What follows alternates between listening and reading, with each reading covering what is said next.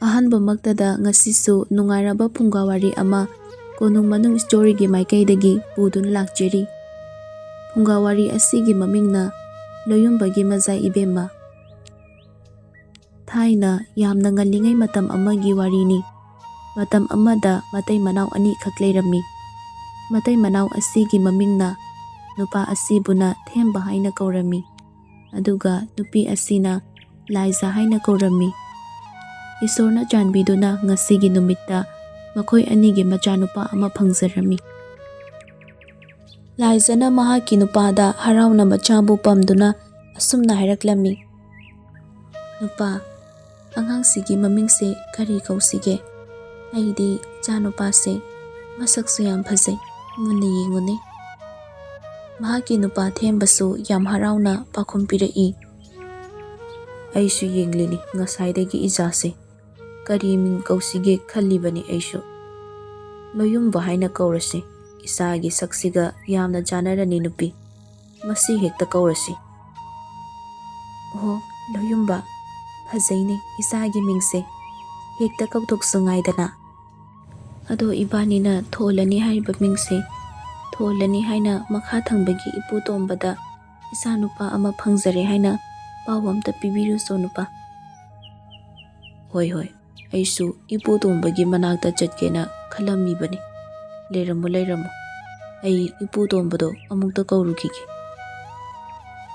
ꯏꯄꯨꯇꯣꯝꯄꯣꯛ ꯍꯥꯏꯔꯤꯕ ꯑꯍꯜ ꯑꯁꯤ ꯃꯈꯣꯏ ꯑꯅꯤꯒꯤ ꯌꯨꯝꯒꯤ ꯃꯈꯥ ꯊꯪꯕꯗ ꯂꯩꯕꯅꯤ꯫ ꯂꯥꯏꯔꯕ, ꯑꯍꯜ ꯑꯣꯏꯔꯕ, ꯃꯀꯣꯏ ꯆꯣꯡꯂꯕ, ꯑꯉꯥꯎꯕꯒꯤ ꯁꯛꯇꯝ ꯂꯧꯕ ꯑꯍꯜ ꯑꯃꯈꯛꯅꯤ꯫ ꯃꯌꯥꯝꯅ ꯃꯍꯥꯛꯄꯨ ꯑꯉꯥꯎꯕꯅꯤ ꯈꯜꯂꯕꯁꯨ ꯃꯈꯣꯏꯒꯤ ꯃꯇꯩ ꯃꯅꯥꯎ ꯑꯁꯤꯅꯗꯤ ꯌꯥꯝꯅ ꯅꯨꯡꯁꯤꯕ, ꯌꯥꯝꯅ ꯊꯥꯖꯕ ꯑꯍꯜꯅꯤ, ꯑꯗꯨꯅ ꯉꯥꯡꯂꯛꯄ ꯈꯨꯗꯤꯡꯃꯛ ꯑꯁꯦꯡꯕ ꯑꯣꯏꯅ ꯈꯟꯖꯩ꯫ ꯌꯥꯝꯅ ꯊꯥꯖꯕ ꯃꯤꯁꯛ ꯑꯃ ꯑꯣꯏꯅ ꯏꯄꯨꯇꯣꯝꯄꯣꯛꯄꯨ ꯃꯇꯝ ꯀꯨꯏꯅ ꯂꯣꯏꯅꯖꯔꯛꯄꯅꯤ꯫ ꯊꯦꯝꯕꯗꯨ ꯑꯁꯨꯝ ꯂꯥꯛꯅ ꯂꯥꯛꯅ ꯑꯍꯜ ꯑꯗꯨꯕꯨ ꯊꯤꯔꯛꯏ꯫ "ꯏꯄꯨꯇꯣꯝꯄꯣꯛꯇꯨꯕꯨ ꯉꯍꯥꯟꯈꯩꯗꯤ ꯁ꯭ꯋꯥꯏꯗ ꯁꯨꯝ ꯐꯝꯕꯅꯤ, ꯃꯥꯕꯨ ꯀꯗꯥꯏ ꯂꯩꯈ꯭ꯔꯕꯖꯥꯠꯅꯣ?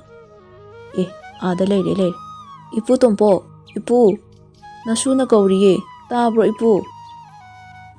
ꯑꯍꯜ ꯑꯗꯨ ꯇꯨꯃꯤꯟꯅ ꯐꯝꯗꯨꯅ ꯃꯨꯔꯨꯝ ꯃꯨꯔꯨꯝ ꯁꯣꯟꯗꯨꯅ ꯂꯩꯔꯝꯕꯅꯤ꯫ ꯊꯦꯝꯕꯅ ꯀꯧꯕꯒꯤ ꯈꯣꯟꯖꯦꯜꯗꯨ ꯇꯥꯕꯗ ꯐꯠ ꯑꯣꯟꯊꯣꯛꯂꯒ, "ꯀꯔꯤ ꯇꯧꯔꯦ ꯊꯦꯝꯕ, ꯅꯪꯕꯨ ꯀꯔꯤ ꯍꯥꯏꯅꯤꯡꯒꯦ?" ꯑꯍꯜ ꯑꯗꯨꯅ ꯍꯪꯂꯛꯄ ꯑꯗꯨꯗ ꯊꯦꯝꯕꯁꯨ ꯃꯥꯒꯤ ꯃꯆꯥꯅꯨꯄꯥ ꯑꯃ ꯐꯪꯖꯔꯦ ꯍꯥꯏꯕꯁꯤ ꯑꯍꯜ ꯑꯗꯨꯗ ꯂꯣꯏꯅ ꯍꯥꯏꯔꯝꯃꯤ꯫ ꯋꯥꯍꯩꯗꯨ ꯇꯥꯕꯗ ꯑꯍꯜ ꯑꯗꯨ ꯌꯥꯝꯅ ꯍꯔꯥꯎꯖꯔꯝꯃꯤ꯫ ꯑꯍꯜ ꯑꯗꯨꯁꯨ ꯑꯉꯥꯡ ꯑꯗꯨꯕꯨ ꯌꯦꯡꯅꯤꯡꯗꯨꯅ ꯊꯦꯝꯕꯒ ꯄꯨꯟꯅ ꯌꯨꯝꯗ ꯂꯥꯛꯑꯝꯃꯤ꯫ ꯂꯝꯕꯤꯗ ꯂꯥꯛꯅ ꯂꯥꯛꯅ ꯊꯦꯝꯕꯅ, "ꯏꯄꯨ, ꯑꯩꯒꯤꯗꯤ ꯏꯄꯨꯅ ꯄꯤꯕꯤꯕ ꯌꯥꯏꯐ ꯃꯪꯒꯣꯜꯗꯣ ꯑꯗꯨꯗꯅꯤ ꯉꯥꯏꯖꯔꯤꯕ꯫ ꯃꯃꯥꯅꯁꯨ ꯏꯄꯨꯕꯨ ꯀꯧꯔꯨꯆꯣ ꯍꯥꯏꯅ ꯀꯧꯕ ꯂꯥꯛꯏꯕꯅꯤ ꯏꯄꯨ꯫ ꯏꯄꯨꯅ ꯅꯁꯨꯗꯨꯗ ꯌꯥꯏꯐ ꯊꯧꯅꯤ ꯄꯤꯕꯤꯔꯝꯃꯨ, ꯏꯆꯥꯒꯤ ꯁꯛ ꯌꯦꯡꯂꯒ ꯏꯄꯨꯅ ꯀꯔꯤ ꯈꯪꯒꯦ ꯍꯥꯏꯕꯗꯣ ꯍꯥꯏꯕꯤꯔꯝꯃꯨ ꯏꯄꯨ." ꯑꯍꯜ ꯑꯁꯤ ꯃꯆꯤꯟꯗ ꯂꯥꯏ ꯇꯣꯡꯕꯒꯨꯝ ꯌꯥꯝꯅ ꯈꯪꯕ ꯃꯤꯒꯨꯝ ꯑꯃꯨꯛ ꯑꯃꯛꯁꯨ ꯑꯍꯜ ꯑꯁꯤ ꯋꯥ ꯄꯨꯡꯉꯥꯡꯗ ꯉꯥꯡꯏ, ꯃꯔꯝ ꯑꯗꯨꯅ ꯃꯌꯥꯝꯅ ꯃꯥꯕꯨ ꯑꯉꯥꯎꯕꯅꯤ, ꯃꯍꯥꯛꯀꯤ ꯐꯤꯚꯝ ꯃꯨꯔꯇꯤ, ꯃꯁꯝ ꯃꯅꯥ ꯀꯛꯇꯕ, ꯃꯀꯣꯏ ꯃꯔꯥꯡ ꯆꯣꯡꯕ ꯑꯗꯨꯅ ꯆꯣꯏꯉꯥꯡ ꯉꯥꯡꯕꯅꯤ, ꯑꯉꯥꯎꯕꯅꯤ ꯍꯥꯏꯅ ꯃꯤꯄꯨꯝ ꯈꯨꯗꯤꯡꯃꯛꯅ ꯈꯪꯅꯕꯅꯤ꯫ ꯑꯗꯨꯕꯨ ꯑꯍꯜ ꯑꯁꯤ ꯌꯥꯝꯅ ꯅꯨꯡꯁꯤꯖꯔꯨꯕ, ꯌꯥꯝꯅ ꯊꯥꯖꯔꯨꯕ ꯑꯗꯨꯅ ꯂꯣꯏꯅꯗꯨꯅ ꯂꯥꯛꯈꯤꯕꯅꯤ꯫ ꯏꯄꯨꯇꯣꯝꯄꯣꯛ ꯑꯃꯗꯤ ꯊꯦꯝꯕ ꯋꯥꯔꯤ ꯋꯥꯇꯥꯏ ꯀꯌꯥ ꯁꯥꯅꯗꯨꯅ ꯃꯈꯣꯏ ꯑꯅꯤ ꯂꯥꯛꯏ꯫ ꯑꯁꯨꯝ ꯂꯥꯛꯄꯅ ꯃꯈꯣꯏꯒꯤ ꯌꯨꯝ ꯌꯧꯁꯤꯜꯂꯛꯑꯝꯃꯤ꯫ ꯌꯨꯝꯗ ꯆꯪꯂꯛꯇꯨꯅ ꯑꯉꯥꯡ ꯑꯗꯨꯒꯤ ꯃꯅꯥꯛꯇ ꯆꯪꯂꯛꯂꯝꯃꯤ꯫ ꯂꯥꯏꯖꯥꯅ ꯄꯝꯂꯤꯕ ꯑꯉꯥꯡ ꯑꯗꯨ ꯌꯦꯡꯗꯨꯅ ꯑꯁꯨꯝꯅ ꯍꯥꯏꯔꯛꯏ ꯏꯄꯨꯇꯣꯝꯄꯣꯛꯅ, "ꯏꯁꯨꯁꯤꯗꯤ ꯃꯁꯛ ꯑꯣꯟꯊꯣꯛꯅ ꯐꯖꯈ꯭ꯔꯦꯗ, ꯏꯁꯨꯁꯤꯕꯨ ꯂꯣꯏꯌꯨꯝꯕ ꯍꯥꯏꯅ ꯀꯧꯔꯦ ꯍꯥꯏꯕ? ꯑꯣꯟꯊꯣꯛꯅ ꯐꯖꯈ꯭ꯔꯦꯗ, ꯑꯗꯨꯕꯨ ꯑꯩ ꯋꯥ ꯑꯃꯗꯤ ꯍꯥꯏꯒꯦ, ꯑꯉꯥꯡ ꯑꯁꯤꯅ ꯆꯍꯤ 18, 19 ꯁꯨꯔꯛꯄ ꯃꯇꯝꯗ ꯃꯁꯤꯒꯤ ꯎꯄꯨꯁꯦ ꯄꯤꯌꯨ꯫ ꯑꯩꯅ ꯉꯁꯤ ꯅꯉꯣꯟꯗ ꯈꯨꯗꯣꯝ ꯇꯝꯂꯤꯕ ꯑꯁꯦ ꯃꯍꯥꯛꯅ ꯆꯍꯤ 18, 19 ꯍꯥꯏꯕꯒ ꯅꯈꯣꯏꯅ ꯃꯉꯣꯟꯗ ꯁꯤꯟꯅꯒꯗꯕꯅꯤꯀꯣ꯫ ꯑꯁꯨꯝꯅ ꯍꯥꯏꯗꯨꯅ ꯎꯄꯨ ꯃꯆꯥ ꯑꯃ ꯈꯨꯗꯣꯟ ꯇꯝꯂꯝꯃꯤ꯫ ꯑꯍꯜ ꯑꯗꯨꯅ ꯄꯤꯔꯤꯕ ꯑꯗꯨ ꯀꯔꯤꯅꯣ ꯍꯥꯏꯕ ꯈꯪꯗꯦ, ꯑꯗꯨꯕꯨ ꯍꯔꯥꯎꯅ ꯂꯧꯁꯤꯜꯂꯝꯃꯤ꯫ ꯏꯄꯨ, ꯑꯁꯤꯕꯨ ꯑꯇꯩ ꯃꯇꯝꯗꯗꯤ ꯍꯪꯕ ꯌꯥꯔꯣꯏꯗ꯭ꯔꯥ? ꯌꯥꯗꯦ ꯌꯥꯗꯦ, ꯃꯇꯝꯗꯣ ꯌꯧꯗ꯭ꯔꯤꯐꯥꯎ ꯎꯄꯨ ꯑꯁꯦ ꯀꯅꯥꯝꯇꯅ ꯍꯥꯡꯕ ꯌꯥꯗꯦꯀꯣ꯫ ꯃꯍꯥꯛꯅ ꯆꯍꯤ ꯑꯁꯦ ꯍꯦꯛ ꯁꯨꯕꯒ ꯎꯄꯨꯁꯦ ꯄꯤꯌꯨ꯫ ꯃꯇꯝꯗꯨꯗ ꯑꯩ ꯂꯩꯕ ꯂꯩꯇꯕ ꯌꯥꯏ꯫ ꯑꯩꯅ ꯅꯣꯡꯒꯥꯈ꯭ꯔꯕꯁꯨ ꯃꯁꯤ ꯅꯈꯣꯏ ꯑꯅꯤꯅ ꯁꯤꯟꯅꯒꯗꯕꯅꯤ꯫ ꯎꯄꯨ ꯑꯁꯤꯒꯤ ꯃꯅꯨꯡꯗ ꯃꯔꯨ ꯑꯣꯏꯕ ꯁꯣ ꯑꯃ ꯌꯥꯎꯔꯤꯕꯅꯤ꯫ ꯑꯁꯨꯝꯅ ꯍꯥꯏꯔꯝꯂꯒ ꯑꯉꯥꯡ ꯑꯗꯨꯕꯨ ꯌꯦꯡꯂꯒ ꯌꯥꯏꯐ ꯊꯧꯅꯤ ꯕꯣꯔ ꯀꯌꯥ ꯄꯤꯕꯤꯗꯨꯅ ꯑꯗꯨꯃꯛ ꯆꯠꯈꯤꯔꯝꯃꯤ꯫ ꯏꯄꯨ, ꯑꯏꯪꯕꯁꯤꯗ ꯃꯩꯁꯦ ꯉꯥꯏꯍꯥꯛ ꯇꯦꯛꯂꯒ ꯉꯥꯛꯇꯪ ꯂꯩꯕꯤꯈꯣ ꯏꯄꯨ꯫ ꯑꯁꯨꯝꯅ ꯊꯦꯝꯕꯅ ꯍꯥꯏꯔꯤꯕ ꯋꯥ ꯑꯗꯨ ꯇꯥꯗꯅ ꯑꯍꯜ ꯑꯗꯨ ꯑꯗꯨꯃꯛ ꯂꯦꯞꯄ ꯂꯩꯇ ꯆꯠꯈꯤ꯫ ꯑꯁꯨꯝꯅ ꯃꯇꯝ ꯀꯌꯥ ꯍꯧꯈꯤꯗꯨꯅ ꯅꯣꯡꯃ ꯅꯣꯡꯃ ꯍꯧꯖꯤꯟꯈꯤ꯫ ꯍꯧꯖꯤꯛꯇꯤ ꯂꯣꯌꯨꯝꯕ ꯑꯗꯨ ꯆꯍꯤ 18 ꯃꯄꯨꯡ ꯐꯥꯔꯛꯂꯝꯃꯤ꯫ ꯃꯍꯥꯛꯅ ꯄꯥꯈꯪ ꯃꯄꯨꯡ ꯐꯥꯔꯛꯂꯕ ꯃꯇꯝꯁꯤꯗ ꯃꯅꯨꯡ ꯃꯇꯝ ꯆꯥꯔꯦ ꯈꯟꯗꯨꯅ ꯋꯥꯔꯤ ꯀꯌꯥ ꯂꯤꯔꯝꯃꯤ꯫ ꯊꯥꯏꯅ ꯏꯄꯨ ꯇꯣꯝꯄꯣꯛꯅ ꯄꯤꯔꯝꯂꯤꯕ ꯑꯗꯨ ꯁꯤꯟꯅꯕ ꯌꯥꯔꯗ꯭ꯔꯥ ꯍꯥꯏꯅ ꯈꯟꯅꯔꯝꯃꯤ꯫ ꯂꯥꯏꯖꯅ ꯊꯦꯝꯕꯗ ꯇꯠꯇꯅ ꯍꯪꯂꯕꯗ ꯊꯦꯝꯕꯁꯨ ꯑꯁꯨꯝꯅ ꯍꯥꯏꯔꯛꯂꯝꯃꯤ꯫ ꯑꯩꯁꯨ ꯈꯜꯂꯤꯕꯅꯤ, ꯐꯔꯦ, ꯅꯪꯅꯁꯨ ꯋꯥꯐꯝꯁꯦ ꯍꯧꯗꯣꯔꯛꯂꯕꯅꯤꯅ ꯏꯆꯥꯒꯤ ꯆꯍꯤ 18 ꯃꯄꯨꯡ ꯐꯥꯔꯛꯄ ꯃꯄꯣꯛ ꯀꯨꯝꯑꯣꯟꯅ ꯂꯥꯛꯄꯁꯤꯗ ꯂꯥꯏꯅꯤꯡꯊꯧ ꯂꯩꯃꯔꯦꯝꯕꯤꯗ ꯑꯆꯥ ꯑꯊꯛ ꯆꯦꯡ ꯆꯥꯛ ꯍꯩꯗꯨꯅ ꯄꯨꯛꯅꯤꯡ ꯆꯪꯅ ꯈꯨꯔꯨꯝꯖꯔꯒ ꯏꯆꯥꯗ ꯈꯨꯗꯣꯜꯁꯦ ꯇꯝꯂꯁꯤ꯫ ꯑꯁꯨꯝꯅ ꯃꯈꯣꯏ ꯑꯅꯤ ꯌꯥꯅꯗꯨꯅ ꯃꯆꯥꯒꯤ ꯃꯄꯣꯛ ꯅꯨꯃꯤꯠ ꯉꯥꯏꯗꯨꯅ ꯂꯩꯔꯝꯃꯤ꯫ ꯂꯣꯌꯨꯝꯕ ꯌꯥꯝꯅ ꯁꯤꯡꯉꯤ, ꯃꯉꯥꯎꯁꯨ ꯌꯥꯝꯅ ꯊꯤ, ꯀꯥꯎꯁꯤꯡ ꯑꯃꯒꯨꯝ ꯍꯧꯔꯛꯏ꯫ ꯃꯍꯥꯛ ꯃꯁꯥ ꯃꯎ ꯌꯥꯝꯅ ꯐꯩ, ꯃꯁꯛ ꯃꯇꯧ ꯐꯖꯩ, ꯋꯥꯈꯜ ꯂꯩꯕ ꯑꯉꯥꯡꯒꯨꯝ ꯉꯥꯡꯕ ꯁꯛꯄꯗ ꯍꯩꯁꯤꯡꯅ ꯍꯧꯔꯛꯏ꯫ ꯅꯣꯡꯃ ꯃꯆꯥꯕꯨ ꯌꯦꯡꯗꯨꯅ ꯍꯥꯏꯔꯛꯏ, ꯏꯃꯥꯒꯤ ꯏꯕꯨꯡꯉꯣ, ꯍꯌꯦꯡꯗꯤ ꯏꯆꯥꯒꯤ ꯏꯄꯣꯛ ꯅꯨꯃꯤꯠꯅ ꯂꯥꯛꯄꯗ ꯏꯃꯥꯅ ꯏꯆꯥꯒꯤꯗꯃꯛ ꯇꯥꯏꯕꯪ ꯃꯄꯨꯗ ꯑꯉꯝꯕ ꯄꯣꯠꯆꯩ ꯈꯔ ꯀꯠꯀꯦꯅ ꯈꯜꯂꯤ꯫ ꯅꯪꯕꯨ ꯑꯇꯣꯞꯄ ꯀꯔꯤ ꯇꯧꯅꯤꯡꯒꯦ? ꯂꯣꯌꯨꯝꯕ ꯅꯣꯛꯐꯦꯠ ꯇꯧꯔꯒ ꯃꯃꯥꯗ ꯍꯥꯏꯔꯛꯏ, ꯏꯃꯥ, ꯑꯩꯒꯤꯗꯤ ꯏꯃꯥꯅ ꯇꯧꯕꯗꯣ ꯑꯗꯨ ꯑꯗꯨꯝ ꯌꯥꯔꯦ꯫ ꯑꯩꯒꯤꯗꯤ ꯀꯩꯁꯨ ꯑꯇꯣꯞꯄ ꯍꯥꯏꯅꯤꯡꯉꯥꯏ ꯂꯩꯇꯦꯗ꯫ ꯏꯃꯥꯒ ꯄꯥꯕꯒꯅ ꯇꯧꯕꯗꯣ ꯅꯆꯥꯁꯨ ꯑꯗꯨꯝ ꯌꯥꯖꯔꯤ꯫ ꯅꯆꯥꯒꯤꯗꯃꯛ ꯇꯥꯏꯕꯪ ꯃꯄꯨꯗ ꯌꯥꯏꯐ ꯊꯧꯅꯤꯖꯕꯗꯨꯅ ꯅꯆꯥꯒꯤꯗꯤ ꯄꯦꯜꯂꯦ ꯏꯃꯥ꯫ ꯐꯔꯦ ꯐꯔꯦ, ꯏꯆꯥꯅꯕꯨ ꯌꯥꯔꯗꯤ ꯏꯃꯥꯅ ꯑꯗꯨꯝ ꯇꯧꯔꯁꯤꯔꯅ ꯈꯜꯂꯦ꯫ ꯍꯌꯦꯡ ꯉꯟꯇꯥ ꯍꯧꯔꯒ ꯅꯁꯥ ꯁꯦꯡꯗꯣꯛꯂꯒ ꯄꯣꯠꯆꯩ ꯀꯠꯀꯗꯕꯅꯤꯀꯣ꯫ ꯅꯨꯃꯤꯠꯇꯨꯁꯨ ꯍꯧꯈꯤꯔꯝꯃꯤ꯫ ꯑꯁꯨꯝꯅ ꯅꯣꯡꯉꯥꯜꯂꯕꯗ ꯌꯥꯏꯐ ꯊꯧꯅꯤ ꯅꯤꯖꯅꯕ ꯏꯔꯨꯖ ꯃꯥꯏꯊꯖꯗꯨꯅ ꯅꯨꯃꯤꯗꯥꯡꯒꯤ ꯃꯇꯝ ꯐꯥꯎꯕ ꯊꯦꯝꯕ ꯑꯃꯗꯤ ꯂꯥꯏꯖꯅ ꯃꯆꯥꯒꯤꯗꯃꯛ ꯍꯣꯠꯅꯖꯔꯝꯃꯤ꯫ ꯅꯨꯃꯤꯗꯥꯡ ꯃꯇꯝ ꯌꯧꯔꯛꯂꯕꯗ ꯊꯦꯝꯕꯅ ꯃꯆꯥꯅꯨꯄꯥꯒꯤ ꯃꯅꯥꯛꯇ ꯂꯥꯛꯇꯨꯅ ꯃꯆꯥꯗ ꯑꯁꯨꯝꯅ ꯍꯥꯏꯔꯛꯏ, ꯏꯄꯥꯒꯤ ꯏꯕꯨꯡꯉꯣ, ꯏꯄꯥꯅ ꯉꯁꯤ ꯏꯆꯥꯒꯤ ꯏꯄꯣꯛ ꯅꯨꯃꯤꯠꯇ ꯂꯥꯛꯄꯁꯤꯗ ꯏꯄꯥꯅ ꯈꯨꯗꯣꯜ ꯑꯃꯇꯪ ꯇꯝꯒꯦ꯫ ꯑꯁꯤ ꯍꯥꯏꯗꯨꯅ ꯎꯄꯨ ꯑꯗꯨ ꯄꯨꯊꯣꯔꯛꯇꯨꯅ ꯃꯆꯥꯗ ꯎꯍꯜꯂꯤ꯫ ꯎꯄꯨ ꯑꯁꯦ ꯅꯪꯅ ꯄꯣꯛꯄ ꯅꯨꯃꯤꯠꯇ ꯏꯄꯨ ꯇꯣꯝꯄꯣꯛ ꯍꯥꯏꯅ ꯑꯍꯜ ꯑꯃ ꯂꯩꯔꯝꯃꯤ꯫ ꯃꯍꯥꯛꯅ ꯅꯪꯅ ꯆꯍꯤ 18 ꯁꯨꯕꯒ ꯏꯆꯥꯗ ꯁꯤꯟꯅꯧ ꯍꯥꯏꯅ ꯅꯃꯥꯒ ꯑꯩꯒꯗ ꯁꯤꯟꯅꯔꯝꯕꯅꯤ꯫ ꯃꯁꯦ ꯂꯧꯁꯤꯜꯂꯨ꯫ ꯑꯗꯨꯒ ꯀꯔꯤ ꯀꯝꯗꯧꯕꯅꯣ ꯍꯥꯏꯕꯗꯣ ꯅꯍꯥꯛ ꯅꯊꯟꯇꯒꯤ ꯋꯥꯈꯜꯅ ꯄꯨꯊꯣꯛꯆꯗꯨꯅ ꯏꯄꯨꯅ ꯄꯤꯔꯝꯂꯤꯕ ꯄꯣꯠꯁꯛ ꯑꯁꯤ ꯃꯥꯡꯍꯟꯒꯅꯨꯀꯣ꯫ ꯑꯁꯤ ꯍꯥꯏꯗꯨꯅ ꯊꯦꯝꯕꯅ ꯄꯣꯠꯁꯛ ꯑꯗꯨ ꯁꯤꯟꯅꯔꯝꯃꯤ꯫ ꯈꯨꯗꯣꯜ ꯑꯗꯨ ꯎꯕꯗ ꯂꯣꯌꯨꯝꯕ ꯌꯦꯡꯅꯤꯡꯕ ꯐꯥꯎꯔꯝꯃꯤ꯫ ꯅꯣꯛꯐꯦꯠ ꯇꯧꯗꯨꯅ ꯂꯧꯁꯤꯜꯂꯤ꯫ ꯏꯄꯨ ꯇꯣꯝꯄꯣꯛ ꯍꯥꯏꯕ ꯄꯥꯕ? ꯃꯥꯅꯦ ꯃꯥꯅꯦ, ꯏꯄꯨ ꯇꯣꯝꯄꯣꯛ ꯍꯥꯏꯕꯅꯤ, ꯏꯄꯥꯒꯤ ꯏꯕꯨꯡꯉꯣ꯫ ꯅꯄꯨ ꯇꯣꯝꯄꯣꯛꯅ ꯄꯤꯔꯝꯂꯤꯕ ꯄꯣꯠꯁꯛꯁꯦ ꯌꯥꯝꯅ ꯃꯒꯨꯟ ꯂꯩꯕ ꯄꯣꯠꯁꯛ ꯁꯣꯏꯗꯅ ꯑꯣꯏꯒꯅꯤ꯫ ꯅꯪꯅ ꯃꯇꯝ ꯄꯨꯝꯅꯃꯛꯇ ꯆꯦꯠꯁꯤꯟꯅ ꯊꯝꯗꯨꯅ ꯃꯇꯝ ꯆꯥꯕꯗ ꯁꯤꯖꯤꯟꯅꯒꯗꯕꯅꯤ꯫ ꯄꯣꯠꯁꯛꯁꯦ ꯉꯁꯤ ꯐꯥꯎꯕ ꯍꯥꯡꯗꯨꯅ ꯌꯦꯡꯗꯦ꯫ ꯅꯄꯨꯅ ꯅꯪꯅ ꯃꯄꯨꯡ ꯃꯔꯩ ꯐꯥꯗ꯭ꯔꯤ ꯐꯥꯎꯕ ꯌꯦꯡꯕ ꯌꯥꯗꯦ ꯍꯥꯏꯔꯝꯃꯤ꯫ ꯑꯗꯨꯅ ꯀꯔꯤꯅꯣ ꯍꯥꯏꯕ ꯑꯩꯈꯣꯏꯁꯨ ꯈꯪꯗꯦ꯫ ꯃꯃꯥ ꯃꯄꯥꯅ ꯍꯥꯏꯔꯤꯕ ꯋꯥ ꯑꯗꯨ ꯃꯨꯟꯅ ꯇꯥꯗꯨꯅ ꯇꯨꯃꯤꯟꯅ ꯄꯣꯠꯁꯛ ꯑꯗꯨ ꯌꯦꯡꯗꯨꯅ ꯂꯩꯔꯝꯃꯤ꯫ ꯌꯦꯡꯅ ꯌꯦꯡꯅ ꯃꯤꯠꯂꯨ ꯏꯔꯥꯁꯨ ꯍꯧꯔꯛꯂꯝꯃꯤ꯫ Maramdi karigino haiba khangde, posaktu ubada pukning nungshibasu mikupsida phaurei. Ahingi matam yaurakle, Loiyumba upu adu hangningbana ikhau langlai. Ahing nongyai aduda mapanda thoklaktuna upu macha adu hangduna yenglami. Upu adu hangbada sanagi sojai ama manungdagi paithoraktuna uru ungduna mahakki makok mathakta leiki. Mahakna sojai adu koilei leiduna yengba matamda makhoiga thangnariba khul adu lamhang oiriba mafam aduda sanagi konung ningthau ama thorak ami. Ningthau konung adu ubada masadu shwai lawi. Makoktagi makok phauba tu chungkhiba khanghaude. Kari matauno aside. Asi haiduna ningthau konung adu tamna yengduna leirami. Asumna yenglingai ningthau konung adu amuk mangkhirami. Aduga hanagi lamhang adu adumak oikhi. Mahaki mitmangda tauriba asi karino haina mathanta khanjarami. Tanjaduda sojai adu magi makoktagi uru ungduna upu aduda changkhirami. Mataududa machinda gyantada solaklami.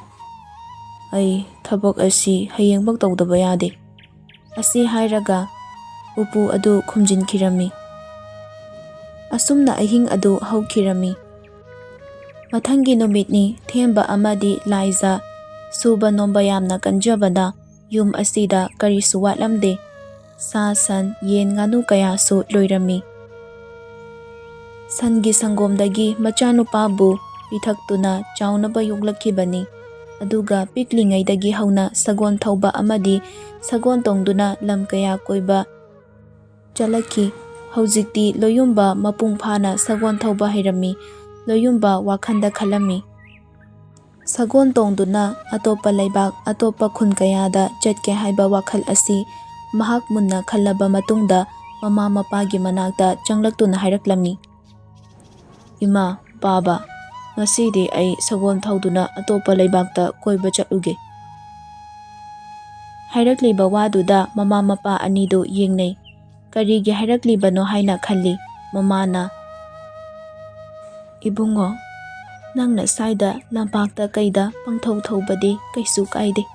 Adubu khun wangba atopa leibak atopa khunda sagon thauduna chatpa nangbu ngamgadro. Imagi ibungo, isana mapung marai phare khallabasu aikhoigi mitadi nangsi angang oina uribani. Nangna chatkhraga ima leifam khangloi. Nang adum haigano. Yengo ipagi ibungo, aikhoigidi ichana pumnamakni. Hayo, karigi ichana atopa leibakta koiba chatningliba. Ipagidi marup mapang ama leibasu natte. Nangna kari wakhal leibana. Hayo, ipada. Afaba lambi oirabadi aikhoi nangbu thingloi. Ipada lamjingkadauribani. Mapagi aduk nungsiba matauna hairakpa waduda Loiyumbasu mapukning penjaraduna ngarang thokiba thaudok pumnamak tamlammi. Maram asina ai charangnaduna mikap ama ushinba yade. Ipu tompokna piramniba posak ase ai karino haina yengningi baba. Changyeng yamna tawningi. Ngarang aihak uitharubada sagon thauduna koichat chatlammi. Aduna asigi maram soidana leiramgani ima. Nachabu thawna hapiyu. Masagi wadu taraga themba amadi laiza makhoi anisu yaraduna machabu chatnaba sem sare. Laiza masagi mapambongda chituna hairaklammi. Ngasi aina napabomda chiklibase sa kaina soktanabani. Tauruba khuding mai pakpa oirau. Napugi changyeng mai pakpa oijo. Ipagi ibungo ichana chatpa lambida ayet apan yaudana mai pakna pangthoklaga yumsida amuk halaugo. Asumna mama mapagi yaifa thaujan phanglabada Loiyumba haraubagi pankhai leikidre. Kainaramdai bidai lauduna mahak sagondubu puthoraklami. Mahakna hek tongkhatpaga sagol adu hauna khonglaami. Mama mapa anida hanna amuktang yanglamlaga sagol adu thौखिरꯝꯃꯤ꯫ ꯃꯍꯥꯛꯅ ꯑꯁꯨꯝ ꯂꯥꯛꯄꯗ ꯈꯨꯟ ꯂꯥꯟꯊꯣꯛꯇꯨꯅ ꯑꯇꯣꯞꯄ ꯈꯨꯟ ꯀꯌꯥ ꯂꯥꯟꯗꯨꯅ ꯑꯇꯣꯞꯄ ꯂꯩꯕꯥꯛꯀꯤ ꯐꯖꯕ ꯑꯗꯨ ꯌꯦꯡꯂꯝꯃꯤ꯫ ꯇꯨꯔꯦꯟꯒꯤ ꯏꯁꯤꯡꯅ ꯇꯞꯅ ꯏꯪꯅ ꯆꯦꯟꯕ, ꯎꯆꯦꯛ ꯋꯥꯌꯥ ꯀꯌꯥꯅ ꯈꯣꯡꯕ ꯑꯗꯨ ꯇꯥꯔꯒ ꯃꯊꯃꯣꯏꯗ ꯍꯔꯥꯎꯕ ꯄꯣꯛꯆꯔꯝꯃꯤ꯫ ꯃꯍꯥꯛꯅ ꯑꯁꯨꯝ ꯂꯥꯛꯄꯗ ꯃꯤꯁꯦꯠ ꯈꯨꯟ ꯌꯧꯔꯛꯂꯝꯃꯤ꯫ ꯈꯨꯟ ꯑꯁꯤꯒꯤ ꯐꯖꯕ ꯑꯁꯤꯗ ꯃꯍꯥꯛꯀꯤ ꯊꯃꯣꯏ ꯁꯨꯝꯍꯠꯈꯤꯔꯝꯃꯤ꯫ ꯃꯐꯝꯁꯤ ꯍꯦꯛ ꯌꯧꯈꯤꯕꯗ ꯁꯒꯣꯜ ꯑꯗꯨ ꯃꯈꯥ ꯇꯥꯅ ꯊꯧ ꯍꯥꯏꯕ ꯌꯥꯈꯤꯗ꯭ꯔꯦ꯫ ꯁꯒꯣꯜ ꯑꯗꯨ ꯅꯥꯍꯦꯗꯨꯅ ꯐꯝꯊꯈꯤꯔꯝꯃꯤ꯫ ꯂꯣꯏꯌꯨꯝꯕꯁꯨ ꯀꯨꯝꯊꯔꯛꯇꯨꯅ ꯑꯋꯥ ꯄꯣꯊꯥꯔꯝꯃꯤ꯫ ꯃꯐꯝ ꯑꯗꯨꯗ ꯇꯨꯔꯦꯟ ꯑꯃ ꯆꯦꯜꯂꯝꯃꯤ꯫ ꯉꯥꯁꯤꯡꯅ ꯇꯨꯔꯦꯟꯗꯨꯗ ꯁꯥꯟꯅꯕ ꯑꯗꯨ ꯎꯕꯗ, ꯃꯇꯧꯗꯨ ꯎꯕꯗ ꯃꯍꯥꯛ ꯍꯔꯥꯎꯖꯔꯝꯃꯤ꯫ ꯁꯒꯣꯜ ꯑꯗꯨ ꯇꯨꯝꯂꯤꯉꯩꯗ ꯃꯍꯥꯛ ꯀꯣꯏꯆꯠ ꯆꯠꯇꯨꯅ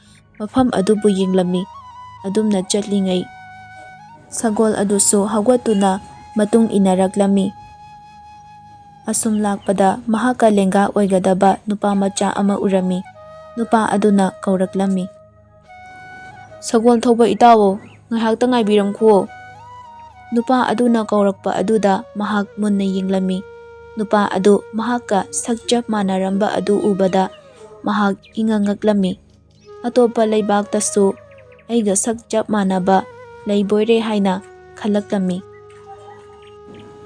"ꯀꯔꯤ ꯍꯥꯏꯒꯦ ꯏꯇꯥꯎ, ꯑꯩꯕꯨ ꯀꯧꯕꯤꯕ꯭ꯔꯥ?" ꯅꯨꯄꯥ ꯑꯗꯨ ꯈꯨꯝꯂꯛꯇꯦ꯫ ꯃꯇꯧꯗꯨꯗ ꯂꯣꯏꯌꯨꯝꯕ ꯈꯜꯂꯛꯂꯝꯃꯤ꯫ "ꯑꯩꯕꯨ ꯑꯇꯣꯞꯄ ꯂꯩꯕꯥꯛꯁꯤꯗ ꯂꯥꯛꯄꯁꯤꯗ ꯊꯋꯥꯏ ꯏꯃꯤꯒ ꯄꯥꯏꯊꯣꯛꯇꯅ ꯊꯋꯥꯏ ꯃꯥꯡꯗꯣꯔꯕꯖꯥꯠꯂꯥ? ꯅꯨꯄꯥ ꯑꯁꯤꯅ ꯀꯔꯤꯒꯤꯅꯣ ꯑꯩꯕꯨ ꯀꯧꯔꯛꯂꯒ ꯇꯨꯃꯤꯟꯅ ꯂꯦꯞꯄꯒ ꯂꯩꯔꯤꯁꯤꯕꯣ?" ꯑꯃꯨꯛꯀ ꯍꯟꯅ ꯀꯧꯏ꯫ ꯅꯨꯄꯥ ꯑꯗꯨꯁꯨ ꯃꯍꯥꯛꯀ ꯁꯛ ꯆꯞ ꯃꯥꯟꯅꯕ ꯑꯗꯨ ꯎꯕꯗ ꯉꯥꯏꯍꯥꯛ ꯒ꯭ꯌꯥꯟ ꯃꯥꯡꯗꯨꯅ ꯇꯨꯃꯤꯟꯅ ꯂꯦꯞꯄꯒ ꯂꯩꯕꯅꯤ꯫ "ꯀꯧꯋꯦ ꯏꯇꯥꯎ, ꯏꯇꯥꯎꯒ ꯑꯩꯒ ꯁꯛ ꯆꯞ ꯃꯥꯟꯅꯕꯁꯤꯗ ꯉꯥꯏꯍꯥꯛ ꯒ꯭ꯌꯥꯟ ꯉꯥꯎꯔꯨꯔꯦ." "ꯑꯗꯨꯅꯦ ꯏꯇꯥꯎ, ꯑꯩꯁꯨ ꯈꯜꯂꯤꯕꯅꯤ꯫ ꯏꯇꯥꯎꯒꯤ ꯃꯤꯡꯗꯤ ꯀꯔꯤ ꯀꯧꯒꯦ ꯏꯇꯥꯎ?" "ꯑꯩꯒꯤ ꯃꯤꯡꯗꯤ ꯂꯣꯏꯌꯨꯝꯕ ꯀꯧꯏ." "ꯑꯦ, ꯃꯤꯡꯁꯨ ꯆꯞ ꯃꯥꯟꯅꯕ꯫ ꯑꯩꯁꯨ ꯂꯣꯏꯌꯨꯝꯕ ꯀꯧꯋꯦ ꯏꯇꯥꯎ꯫ ꯏꯇꯥꯎꯗꯤ ꯌꯥꯝꯅ ꯋꯥꯕ ꯃꯥꯜꯂꯤ꯫ ꯂꯝꯁꯥꯡ ꯂꯥꯛꯄꯒꯤ ꯌꯥꯝꯅ ꯆꯣꯛꯊꯅ ꯎꯔꯦ꯫ ꯏꯇꯥꯎ, ꯑꯩꯒꯤ ꯏꯁꯤꯡꯁꯨ ꯆꯥꯛꯌꯣꯝꯁꯨ ꯌꯥꯎꯔꯤ, ꯑꯁꯤ ꯆꯥꯃꯤꯟꯅꯁꯦ ꯏꯇꯥꯎ." ꯂꯣꯏꯌꯨꯝꯕ ꯑꯗꯨꯁꯨ ꯀꯔꯤꯁꯨ ꯈꯟꯗꯅ ꯑꯆꯥ ꯑꯊꯛꯁꯤꯡꯗꯨ ꯆꯥꯃꯤꯟꯅꯔꯝꯃꯤ꯫ "ꯏꯇꯥꯎ, ꯏꯇꯥꯎꯗꯤ ꯃꯐꯝꯁꯤꯗ ꯀꯌꯥꯝ ꯀꯨꯏꯔꯒꯦ ꯂꯩꯕ?" "ꯑꯦ ꯏꯇꯥꯎ, ꯑꯩꯗꯤ ꯃꯐꯝꯁꯤꯗ ꯄꯣꯛꯄꯅꯦ꯫ ꯏꯇꯥꯎꯅ ꯁꯒꯣꯜꯁꯦ ꯆꯤꯡꯗꯨꯅ ꯂꯥꯛꯄꯗꯨꯗ ꯑꯩꯈꯣꯏ ꯂꯝꯁꯤꯗꯒꯤ ꯃꯤ ꯑꯣꯏꯔꯕꯣꯏ ꯈꯟꯗꯨꯅ ꯑꯩꯅ ꯏꯇꯥꯎꯕꯨ ꯀꯧꯖꯕꯅꯦ꯫ ꯑꯗꯨꯒ ꯑꯃꯨꯛꯁꯨ ꯈꯟꯕꯅꯤ, ꯑꯩꯈꯣꯏꯒꯤ ꯂꯩꯕꯥꯛꯁꯤꯗꯗꯤ ꯀꯅꯥꯁꯨ ꯁꯒꯣꯜ ꯊꯧꯗꯕꯅꯤ꯫ ꯑꯗꯨꯅ ꯑꯃꯨꯛꯁꯨ ꯃꯥꯟꯗꯕꯅꯤ꯫ ꯐꯔꯦ ꯏꯇꯥꯎ, ꯉꯁꯤꯗꯒꯤ ꯏꯕꯥꯅꯤ ꯃꯔꯨꯞ ꯁꯥꯟꯅꯔꯁꯤ." ꯃꯈꯣꯏ ꯑꯅꯤ ꯌꯥꯅꯗꯨꯅ ꯍꯔꯥꯎꯅ ꯀꯣꯟꯅꯔꯒ ꯂꯝꯕꯤꯗ ꯑꯁꯨꯝ ꯂꯥꯛꯂꯝꯃꯤ꯫ ꯋꯥꯔꯤ ꯋꯥꯇꯥꯏ ꯀꯌꯥ ꯁꯥꯟꯅꯗꯨꯅ ꯂꯝꯀꯣꯏꯕ ꯂꯣꯏꯌꯨꯝꯕ ꯑꯗꯨꯅ ꯁꯒꯣꯜ ꯀꯥꯈꯠꯂꯝꯃꯤ꯫ ꯃꯇꯥꯎ ꯂꯣꯏꯌꯨꯝꯕ ꯑꯗꯨꯅ ꯇꯨꯡꯗ ꯇꯣꯡꯂꯝꯃꯤ꯫ ꯃꯍꯥꯛꯇꯤ ꯁꯒꯣꯜ ꯇꯣꯡꯕꯒꯤ ꯃꯍꯥꯎ ꯐꯪꯗ꯭ꯔꯤꯕꯅ ꯌꯥꯝꯅ ꯍꯔꯥꯎꯖꯔꯝꯃꯤ꯫ ꯃꯈꯣꯏ ꯑꯅꯤ ꯁꯒꯣꯜ ꯇꯣꯡꯗꯨꯅ ꯆꯠꯄꯗ ꯂꯩꯄꯥꯛꯁꯤꯒꯤ ꯐꯖꯕ ꯀꯌꯥ ꯌꯦꯡꯗꯨꯅ ꯂꯥꯛꯂꯝꯃꯤ꯫ ꯃꯤꯁꯦꯠ ꯈꯨꯟ ꯑꯁꯤ ꯌꯥꯝꯅ ꯆꯥꯎꯏ꯫ ꯃꯈꯣꯏ ꯑꯅꯤ ꯈꯨꯟꯁꯤꯒꯤ ꯁꯤꯟꯕ ꯊꯨꯡꯅ ꯀꯣꯏꯕ ꯆꯠꯂꯝꯃꯤ꯫ ꯃꯇꯥꯎ ꯂꯣꯏꯌꯨꯝꯕꯅ ꯍꯥꯏꯗꯨꯅ ꯈꯨꯟꯁꯤꯒꯤ ꯃꯌꯥꯏꯗ ꯀꯩꯊꯦꯜ ꯃꯆꯥ ꯑꯃ ꯂꯩꯔꯝꯃꯤ꯫ ꯃꯐꯝꯗꯨꯗ ꯃꯈꯣꯏ ꯑꯅꯤ ꯂꯥꯛꯂꯝꯃꯤ꯫ ꯀꯩꯊꯦꯜꯗꯨꯗ ꯂꯩꯔꯝꯕ ꯃꯤ ꯄꯨꯝꯕ ꯁꯒꯣꯜ ꯊꯧꯗꯨꯅ ꯂꯥꯛꯏꯕ ꯑꯗꯨ ꯎꯕꯗ ꯌꯦꯡꯅꯔꯝꯃꯤ꯫ ꯀꯩꯊꯦꯜ ꯐꯝꯗꯨꯅ ꯂꯩꯔꯝꯕ ꯅꯨꯄꯤ ꯑꯃꯅ ꯑꯁꯨꯝꯅ ꯍꯥꯏꯔꯛꯏ꯫ ꯅꯥꯀꯟꯗ ꯐꯝꯂꯤꯕ ꯅꯨꯄꯤ ꯑꯃꯗ ꯑꯣꯟꯁꯤꯟꯗꯨꯅ, "ꯑꯣꯟꯊꯣꯛꯅꯁꯨ ꯐꯖꯈ꯭ꯔꯦꯗ, ꯌꯦꯡꯉꯨꯅꯦ, ꯁꯒꯣꯜ ꯊꯧꯗꯨꯅ ꯂꯥꯛꯏꯕ ꯅꯨꯄꯥꯁꯦ ꯑꯣꯟꯊꯣꯛꯅ ꯆꯈꯣꯟꯅ ꯐꯖꯈ꯭ꯔꯦ꯫ ꯂꯣꯏꯌꯨꯝꯕꯒꯤ ꯃꯔꯨꯞ ꯑꯣꯏꯔ ꯃꯥꯜꯂꯦ꯫ ꯑꯁꯤꯕꯨ ꯂꯣꯏꯌꯨꯝꯕꯒꯨꯝꯕꯔꯅꯦ?" ꯊꯔꯣꯁꯨ ꯅꯥꯀꯟꯗꯩ ꯈꯨꯝꯂꯛꯏ ꯁꯥꯎꯔꯞ ꯇꯧꯅ꯫ "ꯈꯪꯖꯗꯦꯗ, ꯂꯣꯏꯌꯨꯝꯕꯒ ꯇꯤꯟꯅꯕ ꯃꯤꯕꯨ ꯀꯌꯥꯝ ꯃꯊꯣꯡ ꯆꯥꯗꯣꯏꯅꯣ? ꯁꯒꯣꯜ ꯊꯧꯗꯨꯅꯒ ꯂꯥꯛꯏꯁꯦ ꯑꯔꯥꯏꯕ ꯑꯣꯏꯔꯝꯃꯣꯏ꯫ ꯑꯁꯤꯅ ꯍꯦꯟꯅ ꯍꯨꯔꯥꯟꯕ ꯃꯀꯣꯛ ꯑꯣꯏꯔꯝꯗꯧꯔꯤꯕꯅꯤꯀꯣ ꯁꯈꯤ." ꯀꯩꯊꯦꯜꯗꯨꯗ ꯉꯥꯡꯅꯔꯤꯕꯁꯤꯡꯗꯨ ꯂꯣꯏꯌꯨꯝꯕꯁꯨ ꯇꯥꯔꯝꯃꯤ꯫ ꯑꯗꯨꯕꯨ ꯃꯐꯝꯁꯤꯗ ꯉꯁꯤꯅ ꯑꯍꯥꯟꯕ ꯑꯣꯏꯅ ꯊꯨꯡꯂꯕꯅ ꯂꯣꯏꯌꯨꯝꯕꯗꯤ ꯂꯧꯁꯤꯟꯕ ꯉꯝꯂꯝꯗꯦ꯫ ꯑꯁꯨꯝꯅ ꯀꯩꯊꯦꯜ ꯌꯧꯔꯛꯄꯗ ꯆꯥꯍꯥꯎ ꯀꯕꯣꯛ ꯈꯣꯏꯗꯨꯝ ꯇꯥꯗꯨꯅ ꯌꯣꯜꯂꯤꯕ ꯑꯗꯨ ꯎꯕꯗ ꯆꯥꯅꯤꯡꯕꯅ ꯃꯄꯨꯛ ꯂꯥꯝꯂꯕ ꯍꯨꯔꯥꯟꯕ ꯂꯣꯌꯨꯝꯕꯅ ꯇꯥꯞ ꯂꯥꯛꯂꯒ ꯆꯦꯟꯗꯨꯅ ꯆꯠꯈꯤꯔꯝꯃꯤ꯫ ꯂꯩꯍꯧꯔꯤꯕ ꯂꯣꯌꯨꯝꯕ ꯑꯗꯨ ꯏꯉꯛ-ꯉꯛꯅ ꯋꯥꯈꯜꯗ ꯈꯜꯂꯤ꯫ ꯀꯔꯤꯅꯣ ꯏꯇꯥꯎꯁꯤꯅ ꯇꯧꯔꯤꯕ ꯃꯑꯣꯡꯁꯤꯕꯣ? ꯏꯅꯦꯅ ꯌꯣꯟꯖꯔꯤꯕ ꯄꯣꯠꯁꯛꯁꯤꯕꯨ ꯂꯥꯛꯑꯒ ꯆꯥꯔꯒ ꯆꯦꯟꯈ꯭ꯔꯤꯁꯤꯕꯨ? ꯀꯩꯊꯦꯜ ꯐꯝꯃꯤꯕ ꯅꯨꯄꯤ ꯑꯗꯨꯅ ꯂꯥꯎꯔꯛꯏ꯫ ꯂꯣꯌꯨꯝꯕ ꯍꯥꯏꯕ ꯍꯨꯔꯥꯟꯕ, ꯅꯪ ꯃꯤꯒꯤ ꯃꯄꯣꯠ ꯃꯆꯩꯁꯤ ꯇꯥꯞ ꯂꯥꯛꯂꯒ ꯆꯥꯒꯅꯨ ꯍꯥꯏꯕꯁꯤ ꯅꯪ ꯍꯦꯛꯇꯃꯛ ꯇꯧꯏꯅꯦ꯫ ꯅꯪꯅꯅꯦ ꯀꯩꯊꯦꯜꯁꯤꯗ ꯂꯥꯛꯀꯅꯤ ꯈꯟꯕꯗ ꯑꯩꯈꯣꯏ ꯀꯩꯊꯦꯜꯒ ꯐꯝꯅꯤꯡꯗ꯭ꯔꯤ꯫ ꯁꯒꯣꯜ ꯊꯧꯕ ꯃꯁꯛ ꯃꯇꯧ ꯐꯖꯕ ꯅꯨꯄꯥ ꯑꯁꯦ ꯌꯦꯡꯂꯤꯉꯩꯗ ꯀꯗꯣꯝꯗꯒꯤ ꯆꯪꯂꯛꯈꯤꯕꯅꯣ ꯈꯪꯍꯧꯗ꯭ꯔꯦ꯫ ꯅꯪꯒ ꯁꯛꯃꯥꯟꯅꯩ ꯍꯥꯏꯕꯕꯨ ꯃꯤꯒꯤ ꯃꯆꯥꯗꯤ ꯑꯣꯟꯊꯣꯛꯅ ꯂꯦꯝꯈ꯭ꯔꯦꯗꯀꯣ꯫ ꯅꯪꯅ ꯀꯃꯥꯏ ꯇꯧꯕꯅꯣ? ꯍꯧꯗꯣꯡꯒꯤ ꯃꯥꯏ ꯄꯥꯟꯕ꯭ꯔꯥ ꯈꯪꯗꯦ, ꯏꯀꯥꯏꯕꯁꯨ ꯈꯪꯗꯦ꯫ ꯑꯁꯨꯝꯅ ꯃꯌꯥꯝꯅ ꯉꯥꯡ ꯆꯩꯔꯤꯕ ꯃꯌꯥꯝꯗꯨ ꯂꯣꯌꯨꯝꯕꯁꯨ ꯇꯥꯔꯝꯃꯤ꯫ ꯃꯥꯒꯤ ꯋꯥꯈꯜꯗꯨ ꯈꯟꯐꯝ ꯈꯪꯗ ꯐꯨꯡꯕꯪꯅꯔꯝꯃꯤ꯫ ꯃꯥꯅ ꯉꯁꯤ ꯊꯦꯡꯅꯔꯤꯕ ꯃꯇꯥꯎ ꯑꯁꯤ ꯀꯔꯝꯕ ꯃꯤꯑꯣꯏꯅꯣ ꯍꯥꯏꯕ ꯑꯁꯤ ꯃꯍꯥꯛ ꯈꯔꯗꯤ ꯈꯪꯂꯛꯄꯒꯨꯝ ꯇꯧꯔꯤ꯫ ꯃꯤꯅ ꯉꯥꯡ ꯁꯛꯂꯤꯕ ꯃꯌꯥꯝꯗꯨ ꯇꯥꯁꯤꯟꯅꯗꯅ ꯍꯨꯔꯥꯟꯕ ꯂꯣꯌꯨꯝꯕ ꯑꯗꯨ ꯆꯥꯍꯥꯎ ꯀꯕꯣꯛ ꯈꯣꯏꯗꯨꯝꯗꯨ ꯁꯥꯏꯗꯨꯅ ꯑꯗꯨꯃꯛ ꯆꯠꯈꯤ꯫ ꯑꯁꯨꯝꯅꯁꯨ ꯂꯥꯎꯔꯛꯏ꯫ ꯏꯇꯥꯎ ꯂꯣꯌꯨꯝꯕ, ꯂꯥꯛꯑꯣ, ꯑꯩꯒꯤ ꯇꯨꯡ ꯏꯟꯅꯔꯣ꯫ ꯑꯁꯨꯝꯅ ꯂꯥꯎꯗꯨꯅ ꯆꯠꯈꯤꯔꯝꯃꯤ꯫ ꯂꯣꯌꯨꯝꯕꯅ ꯀꯕꯣꯛ ꯌꯣꯜꯂꯤꯕ ꯑꯗꯨꯒꯤ ꯃꯅꯥꯛꯇ ꯆꯪꯂꯛꯇꯨꯅ, ꯏꯅꯦ, ꯑꯩꯒꯤ ꯏꯇꯥꯎꯅ ꯆꯥꯈ꯭ꯔꯤꯕ ꯀꯕꯣꯛ ꯈꯣꯏꯗꯨꯝ ꯑꯗꯨꯒ ꯆꯞ ꯃꯥꯟꯅꯕ ꯀꯕꯣꯛ ꯑꯩꯒꯤꯁꯨ ꯄꯤꯕꯤꯌꯨ꯫ ꯂꯨꯄꯥ ꯆꯞꯄꯤ ꯆꯥꯟꯗꯤ 2 ꯄꯤꯔꯒ, ꯏꯅꯦ, ꯂꯨꯄꯥ 2 ꯁꯤꯗ ꯂꯩꯖꯔꯦ꯫ ꯀꯕꯣꯛꯇꯨ ꯂꯧꯗꯨꯅ ꯂꯣꯌꯨꯝꯕ ꯀꯕꯣꯛ ꯈꯣꯏꯗꯨꯝ ꯑꯗꯨ ꯆꯥꯔꯝꯃꯤ꯫ ꯏꯕꯨꯡꯉꯣ, ꯑꯁꯤꯒꯤ ꯍꯨꯔꯥꯟꯕꯁꯦ ꯑꯁꯤꯒꯤ ꯄꯩꯁꯥꯁꯨ ꯅꯪꯅ ꯄꯤꯔꯕꯣꯏꯔꯦ? ꯃꯁꯦ ꯍꯨꯔꯥꯟꯕꯅꯤ, ꯃꯄꯨꯟꯁꯤ ꯆꯨꯞꯄ ꯀꯩꯊꯦꯜꯁꯤꯗꯒꯤ ꯄꯣꯠ ꯂꯥꯛꯇꯨꯅ ꯆꯥꯔꯒ ꯆꯥꯎꯔꯛꯂꯕꯅꯤ꯫ ꯃꯥꯗꯤ ꯀꯔꯤꯁꯨ ꯈꯜꯂꯝꯂꯔꯣꯏ, ꯃꯍꯧꯁꯥꯗꯒꯤ ꯑꯗꯨꯝ ꯇꯧꯗꯨꯅ ꯂꯥꯛꯑꯕꯅꯤ꯫ ꯅꯪꯗꯤ ꯀꯔꯤ ꯂꯝꯗꯒꯤꯅꯣ? ꯑꯩ ꯑꯊꯥꯞꯄ ꯈꯨꯡꯒꯪꯗꯒꯤꯅꯦ ꯏꯅꯦ, ꯑꯩꯒꯤ ꯏꯃꯤꯡꯅ ꯂꯣꯌꯨꯝꯕ ꯀꯧꯏ꯫ ꯑꯣ, ꯏꯆꯥꯁꯨ ꯂꯣꯌꯨꯝꯕ ꯀꯧꯕꯣꯏꯔꯦ? ꯑꯩꯈꯣꯏꯒꯤ ꯍꯨꯔꯥꯟꯕ ꯂꯣꯌꯨꯝꯕꯁꯤꯒ ꯃꯁꯛꯁꯨ ꯆꯞ ꯃꯥꯟꯅꯩ, ꯃꯤꯡꯁꯨ ꯃꯥꯟꯅꯕ꯫ ꯑꯣ, ꯐꯔꯦ ꯐꯔꯦ꯫ ꯅꯪꯕꯨ ꯉꯁꯤꯇ ꯃꯐꯝꯁꯤꯗ ꯊꯨꯡꯂꯕꯔꯣ? ꯁꯒꯣꯜꯒꯁꯨ ꯊꯧꯕ ꯌꯥꯝ ꯍꯩ꯫ ꯅꯪꯗꯤ ꯑꯐꯕꯗ ꯑꯣꯏꯌꯨꯀꯣ꯫ ꯁꯦ ꯏꯅꯦꯅꯅꯦ ꯀꯕꯣꯛ ꯈꯣꯏꯗꯨꯝ ꯑꯃ ꯍꯥꯞꯂꯒꯦ꯫ ꯂꯣꯌꯨꯝꯕꯁꯨ ꯃꯐꯝꯗꯨꯗꯒꯤ ꯊꯣꯛꯂꯛꯇꯨꯅ ꯂꯣꯌꯨꯝꯕ ꯃꯇꯥꯎꯒ ꯑꯃꯨꯛ ꯈꯣꯡꯅ ꯇꯞꯅ ꯂꯥꯛꯃꯤꯟꯅꯔꯝꯃꯤ꯫ ꯏꯇꯥꯎ, ꯃꯇꯨꯡ ꯑꯗꯨꯝꯅ ꯃꯤꯒꯤ ꯄꯣꯠ ꯂꯥꯛꯑꯒ ꯆꯥꯕ ꯐꯠꯇꯦꯀꯣ ꯏꯇꯥꯎ꯫ ꯏꯇꯥꯎꯅ ꯆꯥꯈꯤꯕꯗꯨꯒꯤ ꯃꯃꯜ ꯑꯩꯅ ꯄꯤꯔꯝꯂꯕꯅꯤ, ꯃꯇꯨꯡꯗꯗꯤ ꯑꯃꯨꯛ ꯍꯟꯅ ꯇꯧꯒꯅꯨꯀꯣ꯫ ꯏꯇꯥꯎ, ꯀꯔꯤꯁꯨ ꯈꯜꯂꯨꯅꯨꯗ, ꯑꯩꯒꯤ ꯀꯩꯊꯦꯜꯅꯤ ꯀꯩꯅꯣ꯫ ꯑꯩꯅ ꯆꯥꯅꯤꯡꯕ ꯄꯣꯠ ꯂꯧꯗꯨꯅ ꯆꯥꯕꯗ ꯀꯩꯗꯧꯕꯒꯤ ꯄꯩꯁꯥ ꯄꯤꯔꯨꯗꯣꯏꯅꯣ? ꯏꯇꯥꯎꯗ ꯁꯦꯟ ꯌꯥꯎꯔꯝꯅꯤ ꯍꯥꯏꯁꯦ ꯑꯩ ꯈꯪꯕꯨꯗꯤ ꯈꯪꯉꯤꯗ꯫ ꯈꯨꯟ ꯂꯥꯟꯅ ꯑꯇꯣꯞꯄ ꯃꯐꯝꯗ ꯂꯥꯛꯄꯅꯤꯅ ꯁꯦꯟ ꯌꯥꯎꯔꯝꯒꯅꯤꯁꯦ ꯑꯩ ꯈꯪꯉꯤ, ꯑꯗꯨꯅ ꯁꯨꯝ ꯆꯥꯔꯕꯅꯤꯗ꯫ ꯃꯇꯥꯎ ꯑꯗꯨꯅ ꯉꯥꯡꯂꯤꯕ ꯑꯗꯨ ꯇꯥꯔꯒ ꯂꯣꯌꯨꯝꯕ ꯋꯥꯈꯜꯗ ꯈꯜꯂꯤ꯫ ꯀꯔꯤ ꯋꯥꯅꯣ ꯃꯥꯅ ꯉꯥꯡꯂꯤꯁꯤꯕꯣ?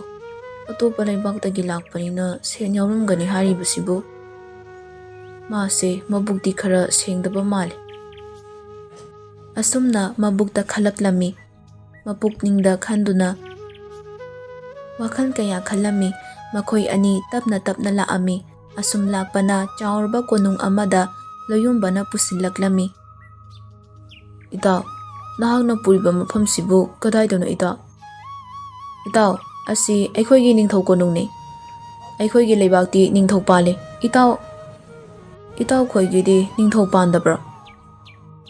ꯑꯩꯈꯣꯏꯒꯤꯗꯤ ꯅꯤꯡꯊꯧ ꯄꯥꯟꯗꯦ ꯏꯇꯥꯎ꯫ ꯑꯣ, ꯏꯇꯥꯎ, ꯑꯩꯈꯣꯏꯒꯤꯗꯤ ꯅꯤꯡꯊꯧ ꯄꯥꯜꯂꯤ꯫ ꯈꯨꯟꯁꯤꯗ ꯑꯅꯧꯕ ꯂꯥꯛꯄ ꯑꯅꯧꯕ ꯃꯤꯡꯊꯨꯡꯂꯦꯟ ꯑꯣꯏꯔꯕꯗꯤ ꯀꯣꯅꯨꯡ ꯑꯁꯤꯗ ꯌꯥꯔꯦꯛꯀꯗꯕꯅꯤ꯫ ꯃꯇꯥꯎꯅ ꯍꯥꯏꯔꯤꯕ ꯋꯥ ꯑꯗꯨ ꯊꯥꯖꯔꯗꯨꯅ ꯃꯈꯣꯏ ꯑꯅꯤ ꯂꯥꯛꯑꯝꯃꯤ꯫ ꯃꯐꯝꯗꯨꯒꯤ ꯊꯣꯉꯥꯛꯄ ꯑꯗꯨꯅ ꯃꯇꯥꯎ ꯂꯣꯌꯨꯝꯕꯕꯨ ꯃꯁꯛ ꯇꯥꯛꯇꯨꯅ ꯀꯣꯅꯨꯡꯗ ꯆꯪꯅꯕ ꯍꯥꯏꯔꯝꯃꯤ꯫ ꯂꯣꯌꯨꯝꯕꯅ ꯐꯖꯅ ꯍꯥꯏꯔꯕꯗꯨꯗ ꯊꯣꯉꯥꯛꯄ ꯑꯗꯨꯁꯨ ꯌꯥꯔꯗꯨꯅ ꯃꯍꯥꯛꯄꯨ ꯀꯣꯅꯨꯡ ꯃꯅꯨꯡ ꯑꯗꯨꯗ ꯊꯥꯖꯤꯜꯂꯛꯂꯝꯃꯤ꯫ ꯅꯤꯡꯊꯧꯒꯤ ꯃꯅꯥꯛ ꯇꯝꯅ ꯂꯝꯀꯣꯏꯕ ꯂꯣꯌꯨꯝꯕ ꯑꯗꯨꯒ ꯃꯇꯥꯎ ꯂꯣꯌꯨꯝꯕꯒ ꯆꯪꯂꯛꯂꯝꯃꯤ꯫ ꯂꯝꯀꯣꯏꯕ ꯂꯣꯌꯨꯝꯕ ꯑꯗꯨꯅ ꯃꯥꯡ ꯊꯪꯂꯒ ꯍꯨꯔꯥꯟꯕ ꯂꯣꯌꯨꯝꯕ ꯑꯗꯨꯅ ꯇꯨꯡ ꯊꯪꯂꯒ ꯆꯪꯂꯛꯂꯝꯃꯤ꯫ ꯃꯥꯡ ꯊꯪꯅ ꯂꯥꯛꯏꯕ ꯃꯁꯥ ꯃꯎ ꯐꯕ, ꯃꯁꯛ ꯃꯇꯧ ꯐꯖꯕ ꯂꯣꯌꯨꯝꯕ ꯑꯗꯨ ꯎꯕꯗ ꯅꯤꯡꯊꯧ ꯑꯗꯨꯗꯤ ꯏꯉꯛ ꯉꯛꯅ "ꯂꯣꯌꯨꯝꯕ?" ꯇꯨꯡ ꯊꯪꯅ ꯂꯥꯛꯏꯕ ꯂꯣꯌꯨꯝꯕ ꯑꯗꯨ ꯅꯤꯡꯊꯧꯒꯤ ꯃꯃꯥꯡꯗ ꯂꯦꯞꯇꯨꯅ ꯈꯨꯔꯨ ꯈꯨꯗ ꯀꯨꯜꯂꯒ ꯈꯨꯔꯨꯝꯗꯨꯅ ꯍꯥꯏꯔꯛꯏ, "ꯏꯅꯤꯡꯊꯧ, ꯑꯩꯒ ꯉꯁꯤ ꯂꯥꯛꯃꯤꯟꯅꯔꯤꯕ ꯏꯇꯥꯎ ꯑꯁꯤꯒꯤ ꯃꯤꯡ ꯂꯣꯌꯨꯝꯕ ꯀꯧꯏ꯫ ꯅꯤꯡꯊꯧ ꯑꯗꯨ ꯋꯥꯈꯟꯗ ꯈꯜꯂꯤ, "ꯑꯩꯗꯤ ꯀꯅꯥꯒ ꯑꯃꯨꯛ ꯈꯠꯅꯔꯨꯗꯅ ꯋꯥꯀꯠꯄ ꯂꯥꯛꯂꯤꯕ꯭ꯔꯥ ꯈꯜꯂꯨꯔꯦ꯫ ꯃꯁꯤꯒꯤ ꯍꯨꯔꯥꯟꯕ ꯍꯥꯏꯕ ꯂꯣꯌꯨꯝꯕꯁꯦ, ꯃꯁꯤꯗ ꯀꯣꯅꯨꯡ ꯗꯔꯕꯥꯔꯁꯤꯗ ꯀꯥꯔꯛꯀꯅꯨ ꯍꯥꯏꯕꯁꯤ ꯌꯥꯗꯦꯅꯦ, ꯏꯀꯥꯏꯕꯁꯨ ꯈꯪꯗꯦ꯫ ꯃꯥꯒ ꯁꯛꯃꯥꯟꯅꯕ ꯑꯃ ꯄꯨꯗꯨꯅ ꯂꯥꯛꯂꯤꯕꯁꯤꯅ ꯀꯔꯝꯕ ꯆꯥꯌꯦꯡ ꯑꯃꯨꯛ ꯇꯧꯒꯗꯧꯔꯤꯕꯖꯥꯠꯅꯣ?" ꯅꯤꯡꯊꯧ ꯑꯁꯤ ꯅꯤꯡꯊꯧ ꯀꯩꯔꯦꯟ ꯍꯥꯏꯅ ꯃꯃꯤꯡ ꯆꯠꯄꯅꯤ꯫ ꯅꯤꯡꯊꯧ ꯑꯁꯤ ꯃꯕꯨꯛ ꯃꯔꯥ ꯇꯞꯄꯤ, ꯃꯥ ꯃꯤꯕꯨ ꯊꯧꯖꯥꯟꯕꯤ꯫ ꯃꯍꯥꯛ ꯅꯤꯡꯊꯧꯅꯤ ꯍꯥꯏꯕꯒꯤ ꯄꯣꯡꯊꯣꯛ ꯆꯥꯎꯊꯣꯛꯄ ꯅꯥꯄꯜ ꯂꯩꯇꯦ꯫ ꯃꯍꯥꯛꯅ ꯂꯣꯌꯨꯝꯕꯕꯨ ꯃꯤꯅꯧ ꯑꯣꯏꯅ ꯆꯪꯂꯛꯂꯤꯕ ꯑꯗꯨ ꯍꯔꯥꯎꯅ ꯀꯧꯗꯨꯅ ꯍꯥꯏꯔꯦꯛꯂꯝꯃꯤ, "ꯍꯥꯏꯌꯨ ꯍꯥꯏꯌꯨ ꯇꯥꯁꯤ, ꯅꯪꯕꯨ ꯀꯔꯝꯕ ꯂꯩꯕꯥꯛꯇꯒꯤ ꯂꯥꯛꯄꯅꯣ? ꯂꯣꯌꯨꯝꯕꯅ ꯍꯥꯏꯕꯗꯒꯤ ꯅꯪꯒꯤ ꯃꯤꯡꯕꯨꯗꯤ ꯈꯪꯉꯦ." ꯂꯣꯌꯨꯝꯕ ꯑꯗꯨ ꯃꯇꯥꯎꯅ ꯇꯧꯔꯤꯕ ꯑꯗꯨꯒꯨꯝꯅ ꯃꯈꯨ ꯈꯨꯗ ꯀꯨꯜꯂꯒ ꯍꯩꯇ ꯍꯩꯇ ꯈꯨꯔꯨꯝꯖꯔꯝꯃꯤ ꯑꯗꯨꯒ ꯋꯥꯔꯤ ꯄꯨꯝꯕ ꯂꯤꯔꯝꯃꯤ꯫ ꯅꯤꯡꯊꯧ ꯑꯗꯨꯅ, "ꯐꯔꯦ ꯐꯔꯦ, ꯑꯩꯈꯣꯏꯒꯤ ꯅꯤꯡꯊꯧ ꯀꯣꯅꯨꯡ ꯑꯁꯤꯗ ꯃꯤꯊꯨꯡꯂꯦꯟꯁꯪ ꯑꯃ ꯂꯩꯕꯅꯤ, ꯃꯗꯨꯗ ꯅꯍꯥꯛ ꯅꯨꯡꯉꯥꯏꯅ ꯍꯦꯛ ꯂꯩꯊꯣꯛꯎ꯫ ꯂꯣꯌꯨꯝꯕꯗ ꯃꯐꯝ ꯑꯗꯣ ꯇꯥꯛꯍꯜꯂꯨ꯫ ꯍꯌꯦꯡ ꯅꯤꯡꯊꯧ ꯗꯔꯕꯥꯔꯗ ꯅꯍꯥꯛꯅ ꯀꯔꯤ ꯄꯥꯝꯂꯤꯕꯅꯣ ꯍꯥꯏꯕꯗꯣ ꯈꯟꯅꯔꯁꯤ꯫ ꯆꯠꯂꯣ ꯆꯠꯂꯣ." ꯑꯁꯨꯝꯅ ꯃꯈꯣꯏ ꯑꯅꯤ ꯃꯤꯊꯨꯡꯂꯦꯟꯁꯪ ꯑꯗꯨꯗ ꯂꯥꯛꯑꯝꯃꯤ꯫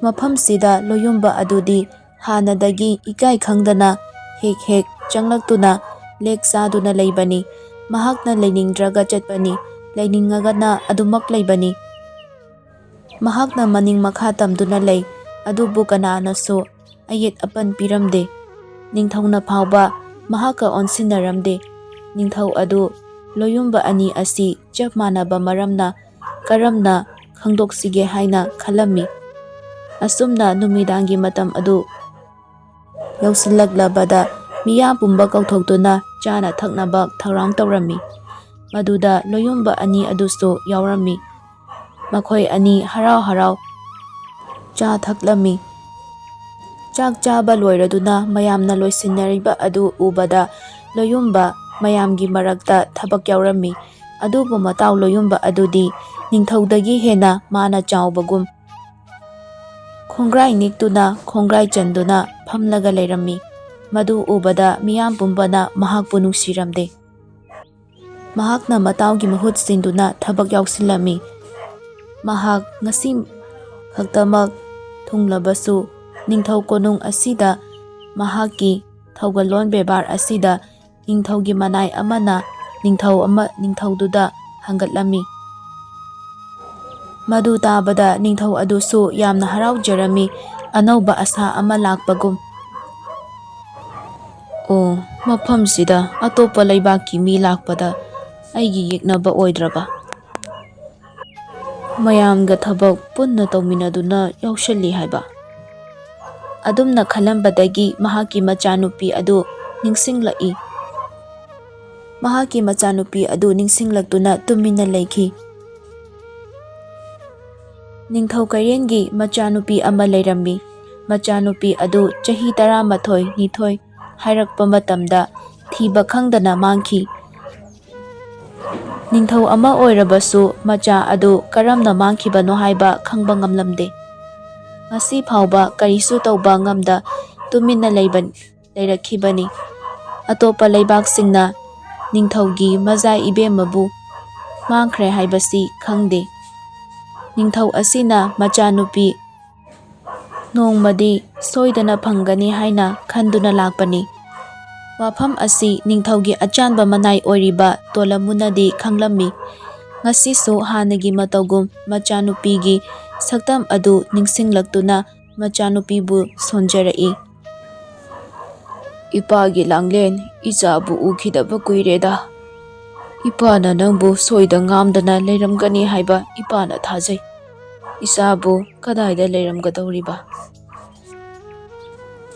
Langlen asi atopa leibaki miyoina phaduna pukiba nate, konung asigi khwai mathakta yotki sojaina lonba mafam asida changkhibadagi thoklakpa ngamdaduna mafam aduda adumak leikibani. Sanna makau oiba, masana mi oiba sagon makok panba, makhonna grek grek lauba kre kre kauba nupa anina ngasi phauba sangduna lakhibani.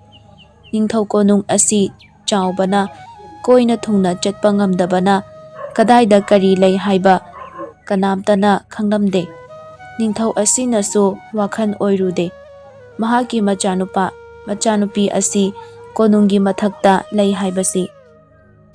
Sagon makok panba nupa ani asinadi ningthaugi machanupini haiba asi khanglammi, adubu makhoi anidi grek grek haiba khonjen asidagi hena thokpa ngamde. Makhoi ani asi hana palamba ningthau aduna yadaba thabak tawrubadagi manai ani asi akanba ningthaugi sap leikhiduna ngasi phauba sangol makok oiduna khonthok leitaba mi amagum leikhibani haiduna miyamna amadi ningthaunasu thajanarami. Mamang thakki wari tangka khara. Ipu Tongpoksi leibak asigi ningthauni. Mahak asi magi nupi Maharani asi leikhidabadagi ngauchenaduna leikhibani. Mahaki machasu leite. Ningthauni haiba phau masana kauthokjaki.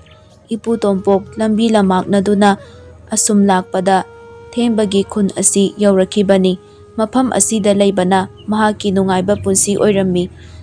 Asidagi khun asida adumak leirakibani. Mahaki punsi asi mafamsida longki. Adubu mahak ningthauni haibasi kananasu khangde. Mahaki nupi asi manai ani khakna hatkibani. Maram aduna ningthaugi saptagi sagon makok panduna siba ngamda leikhibani. Wari asi kananasu khangde. Loiyumbana pokpa numitta ningthau asina khanglammi. Nongmadi soidana ningthau konung asida chatlagani. Nongmadi majaiebungo oigani haiba asi khangladuna sojai adu sinarambani. Kananasu mahakpu thajadabana posak asi sinaramdabani.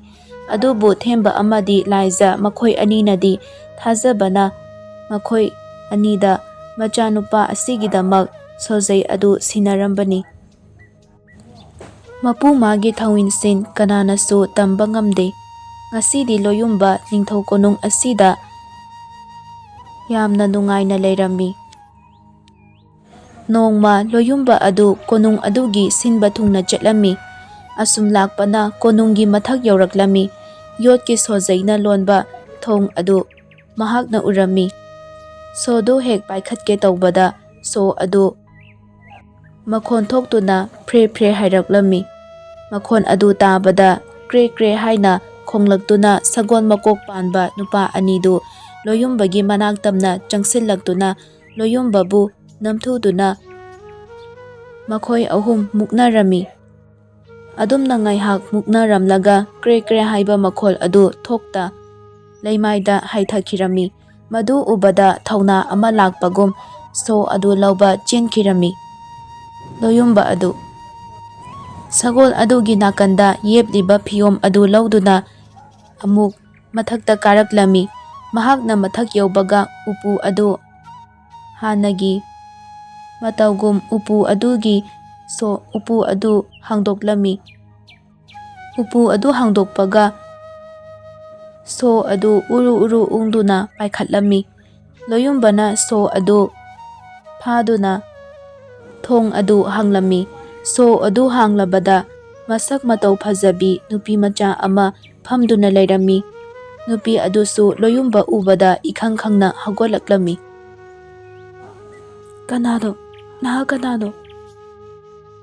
ꯂꯣꯌꯨꯝꯕꯗꯤ ꯂꯥꯡꯂꯦꯟꯒꯤ ꯐꯖꯔꯕ ꯁꯛꯇꯝ ꯑꯗꯨ ꯎꯕꯗ ꯃꯁꯥꯗꯣ ꯋꯥꯈꯜ ꯃꯥꯡꯂꯕ ꯑꯃꯒꯨꯝ ꯇꯨꯃꯤꯟꯅ ꯂꯦꯞꯇꯨꯅ ꯂꯩꯔꯝꯃꯤ꯫ ꯉꯥꯏꯍꯥꯛ ꯑꯗꯨꯝ ꯂꯩꯔꯝꯂꯒ ꯂꯥꯏꯅ ꯏꯟꯁꯤꯟꯕꯒꯨꯝ ꯂꯥꯡꯂꯦꯟꯒꯤ ꯃꯅꯥꯛꯇ ꯆꯪꯁꯤꯟꯗꯨꯅ ꯈꯨꯗꯥꯡꯇ ꯄꯥꯏꯔꯒ ꯆꯤꯡꯊꯣꯔꯛꯂꯝꯃꯤ꯫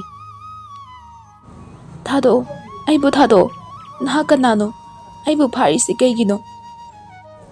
ꯂꯥꯡꯂꯦꯟꯅ ꯍꯥꯏꯔꯤꯕ ꯋꯥ ꯑꯗꯨ ꯇꯥꯗꯅ ꯆꯤꯡꯗꯨꯅ ꯃꯄꯥꯟꯗ ꯄꯨꯊꯣꯔꯛꯂꯝꯃꯤ꯫ ꯃꯇꯧꯗꯨ ꯎꯕꯗ ꯃꯤꯌꯥꯝ ꯄꯨꯝꯕ ꯌꯦꯡꯅꯔꯛꯂꯝꯃꯤ꯫ ꯂꯥꯡꯂꯦꯟꯕꯨ ꯀꯅꯥꯅꯁꯨ ꯃꯁꯛ ꯈꯪꯂꯝꯗꯦ, ꯃꯔꯝꯗꯤ ꯂꯥꯡꯂꯦꯟ ꯌꯥꯝꯅ ꯍꯣꯡꯂꯦ, ꯃꯁꯛ ꯃꯇꯧ ꯐꯖꯕꯤ ꯅꯨꯄꯤ ꯑꯃ ꯑꯣꯏꯅ ꯂꯩꯔꯝꯕ ꯑꯗꯨꯅ ꯃꯁꯝꯁꯨ ꯌꯥꯝꯅ ꯁꯥꯡꯉꯝꯃꯤ꯫ ꯇꯔꯥꯎꯔꯕ ꯃꯃꯤꯠꯇꯨꯅ ꯂꯣꯌꯨꯝꯕꯗ ꯌꯦꯡꯗꯨꯅ ꯑꯗꯨꯃꯛ ꯆꯤꯡꯗꯨꯅ ꯆꯠꯂꯤ꯫ ꯅꯤꯡꯊꯧ ꯑꯗꯨꯅꯁꯨ ꯎꯔꯗꯨꯅ ꯄꯨꯛ ꯍꯧꯒꯠꯇꯨꯅ ꯂꯣꯌꯨꯝꯕꯕꯨ ꯀꯧꯔꯛꯂꯝꯃꯤ꯫ ꯇꯥꯟꯖꯥꯗꯨꯗ ꯍꯨꯔꯥꯟꯕ ꯂꯣꯌꯨꯝꯕ ꯑꯗꯨ ꯅꯤꯡꯊꯧꯒꯤ ꯃꯅꯥꯛꯇ ꯆꯦꯟꯁꯤꯜꯂꯛꯇꯨꯅ ꯈꯨꯔꯨ ꯂꯩꯄꯥꯛ ꯇꯥꯅ ꯀꯨꯜꯂꯒ ꯍꯥꯏꯔꯛꯂꯝꯃꯤ꯫ "ꯏꯅꯤꯡꯊꯧ, ꯃꯖꯥꯏꯕꯦꯝꯃ ꯂꯥꯡꯂꯦꯟ ꯑꯁꯤ ꯑꯩꯅ ꯀꯟꯖꯔꯛꯂꯤꯕꯅꯤ꯫ ꯏꯅꯤꯡꯊꯧꯒꯤ ꯏꯆꯥꯅꯨꯄꯤ ꯂꯥꯡꯂꯦꯟ ꯑꯗꯨ ꯆꯨꯝꯕ꯭ꯔꯥ ꯍꯥꯏꯅ ꯌꯦꯡꯕꯤꯌꯨ꯫" ꯃꯇꯧꯗꯨ ꯎꯕꯗ ꯂꯣꯌꯨꯝꯕꯗꯤ ꯏꯉꯛ ꯉꯛꯅ ꯌꯦꯡꯉꯤ꯫ ꯀꯔꯤꯅꯣ ꯃꯇꯥꯎꯁꯤꯅ ꯉꯁꯤ ꯇꯧꯔꯤꯕ ꯑꯗꯨ ꯁꯤ ꯈꯟꯅ ꯇꯨꯃꯤꯟꯅ ꯂꯩꯔꯝꯃꯤ꯫ ꯃꯍꯥꯛꯅ ꯇꯨꯃꯤꯟꯅ ꯂꯩꯕ ꯑꯗꯨꯗ ꯅꯤꯡꯊꯧ ꯑꯗꯨꯅ ꯈꯜꯂꯝꯃꯤ, "ꯑꯣ, ꯐꯠꯇ꯭ꯔꯕ ꯂꯣꯌꯨꯝꯕ ꯑꯁꯤꯅ ꯑꯩꯒꯤ ꯏꯆꯥꯅꯨꯄꯤꯕꯨ ꯀꯜꯂꯕ? ꯏꯆꯥꯅꯨꯄꯤ ꯑꯁꯤ ꯃꯐꯝ ꯀꯗꯥꯏꯗ ꯂꯩꯔꯝꯃꯤ ꯂꯣꯌꯨꯝꯕ?" ꯂꯣꯌꯨꯝꯕꯅ ꯅꯤꯡꯊꯧꯒꯤ ꯃꯅꯥꯏꯗ ꯅꯝꯗꯨꯅ ꯍꯪꯗꯨꯅ ꯋꯥꯔꯤ ꯈꯪꯂꯕꯅꯤ꯫ ꯑꯗꯨꯕꯨ ꯇꯁꯦꯡꯅ ꯃꯥꯅ ꯀꯜꯂꯛꯄ ꯅꯠꯇꯕꯅꯤꯅ ꯂꯜꯂ ꯇꯧꯗꯨꯅ ꯈꯨꯝꯃꯤ, "ꯃꯥꯗꯣ ꯂꯥꯡꯂꯦꯟꯁꯦ ꯇꯨꯔꯦꯟ ꯃꯌꯥꯗ ꯂꯩꯔꯝꯕꯅꯤ꯫" ꯂꯣꯌꯨꯝꯕꯒꯤ ꯃꯇꯧ ꯑꯗꯨꯗ ꯁꯤꯡꯂꯕ ꯅꯤꯡꯊꯧ ꯑꯗꯨꯅ ꯑꯣꯏꯗꯕ ꯉꯥꯡꯂꯦ ꯍꯥꯏꯕꯁꯤ ꯈꯪꯂꯝꯃꯤ꯫ ꯅꯤꯡꯊꯧꯗꯨ ꯃꯆꯥꯅꯨꯄꯤꯕꯨ ꯆꯦꯠꯅ ꯀꯣꯟꯁꯤꯟꯗꯨꯅ ꯍꯥꯏꯔꯛꯂꯝꯃꯤ, "ꯏꯄꯥꯒꯤ ꯏꯕꯦꯝꯃ, ꯏꯆꯥ ꯍꯤꯡꯂꯝꯒꯅꯤ ꯍꯥꯏꯕꯁꯦ ꯏꯄꯥꯅ ꯊꯥꯖꯩ꯫ ꯍꯥꯏꯌꯨ, ꯅꯪꯕꯨ ꯀꯝꯗꯧꯅ ꯃꯐꯝ ꯀꯗꯥꯏꯗ ꯂꯩꯔꯨꯕꯒꯦ?" ꯂꯥꯡꯂꯦꯟꯅ ꯋꯥꯔꯤ ꯄꯨꯝꯕ ꯂꯤꯔꯕꯗ ꯃꯄꯥ ꯃꯆꯥ ꯍꯤꯛꯅ ꯍꯤꯛꯅ ꯀꯞꯃꯤꯟꯅꯔꯝꯃꯤ꯫ ꯂꯣꯌꯨꯝꯕ ꯑꯗꯨ ꯍꯧꯖꯤꯛꯇꯗ ꯋꯥ ꯉꯥꯡꯂꯛꯂꯝꯃꯤ꯫ "ꯏꯅꯤꯡꯊꯧ, ꯑꯩ ꯋꯥꯐꯝ ꯈꯤꯇ ꯍꯪꯒꯠꯆꯒꯦ꯫" ꯑꯁꯤ ꯍꯥꯏꯗꯨꯅ ꯃꯈꯨꯠ ꯈꯨꯗꯥꯛ ꯀꯨꯜꯂꯒ ꯈꯨꯔꯨꯝꯂꯒ ꯃꯍꯥꯛꯅ ꯂꯥꯡꯂꯦꯟ ꯀꯜꯂꯛꯈꯤꯕ ꯑꯃꯗꯤ ꯊꯥꯏꯅ ꯑꯍꯜ ꯑꯗꯨꯅ ꯁꯣ ꯑꯗꯨ ꯁꯤꯟꯅꯔꯝꯕꯒꯤ ꯋꯥꯔꯤ ꯑꯗꯨ ꯄꯨꯝꯅꯃꯛ ꯇꯝꯂꯛꯂꯝꯃꯤ꯫ ꯋꯥꯔꯤ ꯄꯨꯝꯕ ꯈꯪꯂꯕꯗ ꯅꯤꯡꯊꯧ ꯑꯗꯨꯅ ꯄꯦꯟꯖꯔꯗꯨꯅ ꯀꯣꯅꯨꯡ ꯑꯗꯨꯗ ꯃꯤꯌꯥꯝ ꯄꯨꯝꯕ ꯀꯧꯈꯠꯂꯝꯃꯤ꯫ ꯑꯗꯨꯒ ꯍꯨꯔꯥꯟꯕ, ꯃꯤꯒꯤ ꯊꯃꯣꯏ ꯁꯣꯛꯅꯕꯇ ꯇꯧꯕ ꯂꯣꯌꯨꯝꯕ ꯑꯗꯨ ꯃꯅꯥꯏꯁꯤꯡꯗ ꯐꯥꯖꯤꯟꯍꯟꯗꯨꯅ ꯃꯍꯥꯛꯄꯨ ꯀꯩꯁꯨꯝꯁꯪꯗ ꯊꯝꯈꯤꯔꯝꯃꯤ꯫ ꯑꯗꯨꯒ ꯄꯨꯛꯆꯦꯜ ꯁꯦꯡꯕ ꯂꯣꯌꯨꯝꯕ ꯑꯗꯨꯕꯨꯅ ꯃꯤꯌꯥꯝ ꯈꯪꯅ ꯃꯆꯥꯅꯨꯄꯤꯕꯨ ꯊꯥꯖꯗꯨꯅ ꯃꯆꯥꯅꯨꯄꯤ ꯂꯥꯡꯂꯦꯟꯕꯨ ꯂꯣꯌꯨꯝꯕꯒꯤꯅꯤ ꯍꯥꯏꯅ, ꯂꯣꯌꯨꯝꯕꯒꯤ ꯃꯖꯥꯏ ꯏꯕꯦꯝꯃ ꯍꯥꯏꯅ ꯂꯥꯎꯊꯣꯛꯈꯤꯔꯝꯃꯤ꯫